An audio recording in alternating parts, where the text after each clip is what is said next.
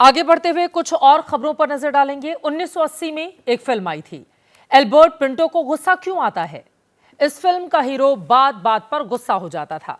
Film का जानदार मोड़ वो था जब एल्बर्ट पिंटो को पता चलता है कि उसे गुस्सा करना किसी और पर था, लेकिन वो कर किसी और पर रहा था। ऐसा ही गुस्सा आज गुजरात में राहुल गांधी को आया। उन्होंने कहा कि गुजरात कांग्रेस में भाजपाई भरे पड़े हैं और इन्हें चुन चुन कर बाहर निकालना होगा।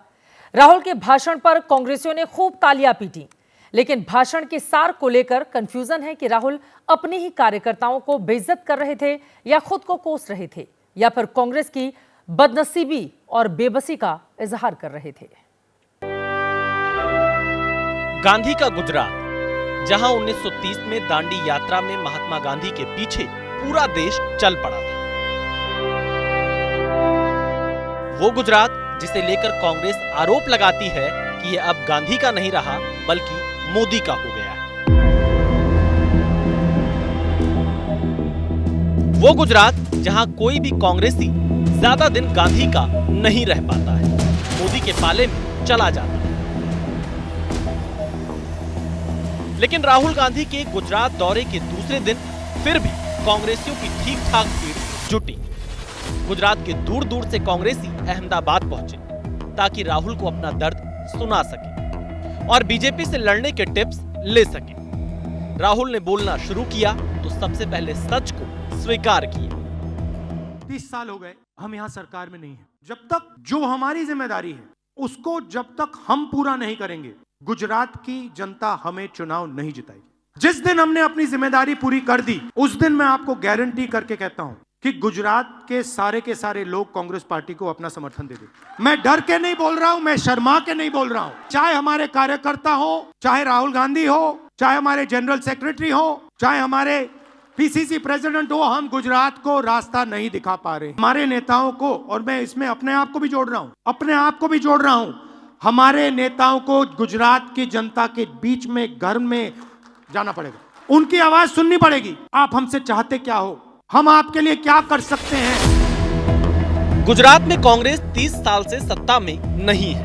पार्टी के वोटों का ग्राफ भी हर चुनाव के साथ पाताल की ओर जा रहा है।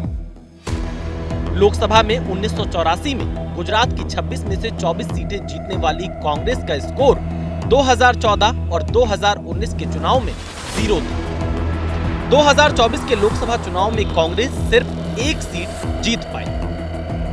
गुजरात विधानसभा चुनाव में 1985 के गुजरात विधानसभा में 55% वोट शेयर के साथ कांग्रेस के 149 विधायक चुने गए थे, जो 2022 के बीते चुनाव में 27% वोट शेयर के साथ सिर्फ 17 रह गए और इनमें से भी अब सिर्फ 12 ही रह गए। 5 बीजेपी के पाले में चले गए। राहुल गांधी ने एक तरफ तो कबूला कि कांग्रेस आम जनता से दूर हो गई है, लेकिन दूसरे ही पल ये भी कह दिया कि पार्टी के अंदर बहुत भाजपाई घुस गए हैं। कार्यकर्ता सन्न रह गए जब राहुल ने उनमें से कई को भाजपाई एजेंट बता दिया।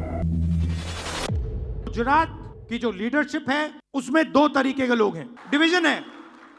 एक है जो जनता के साथ खड़ा है और जिसके दिल में कांग्रेस पार्टी की विचारधारा है, और दूसरा है जो जनता से कटा हुआ है और उसमें से आधे बीजेपी से मिले हैं। राहुल ने कांग्रेस में घुसे ऐसे भाजपाइयों को बाहर निकालने की बात भी कही। हालांकि गुजरात में कांग्रेस से निराश होकर कार्यकर्ता खुद बीजेपी की तरफ जा रहे हैं और ये सिलसिला काफी पुराना है। एक वक्त था जब कांग्रेस हार्दिक पटेल और अल्पेश ठाकोर के दम पर गुजरात में हवा बदलती देख रही थी। लेकिन 18 जुलाई 2019 को विधायक और ओबीसी नेता कल्पेश ठाकुर कांग्रेस छोड़कर बीजेपी में चले गए। 18 मई 2022 गुजरात कांग्रेस के कार्यकारी अध्यक्ष हार्दिक पटेल ने कांग्रेस छोड़ दी और बीजेपी में चले गए।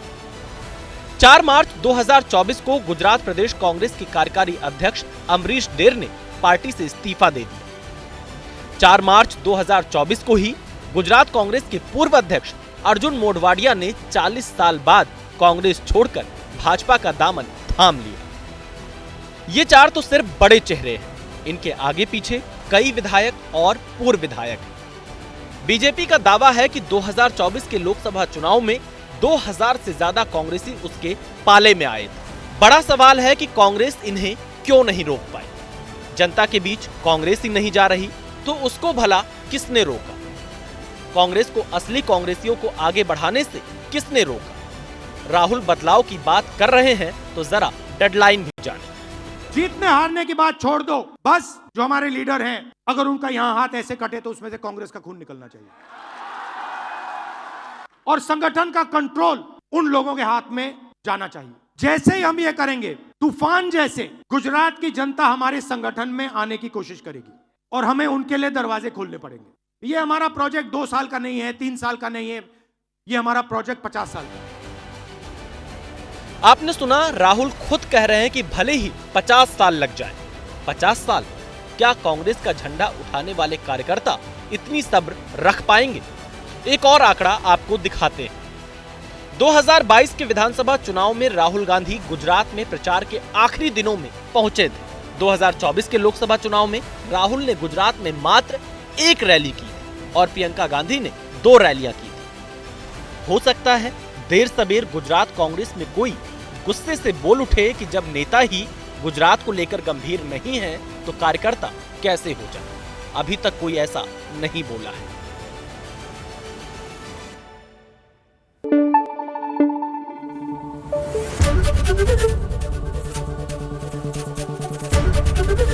एबीपी न्यूज आपको रखे आगे।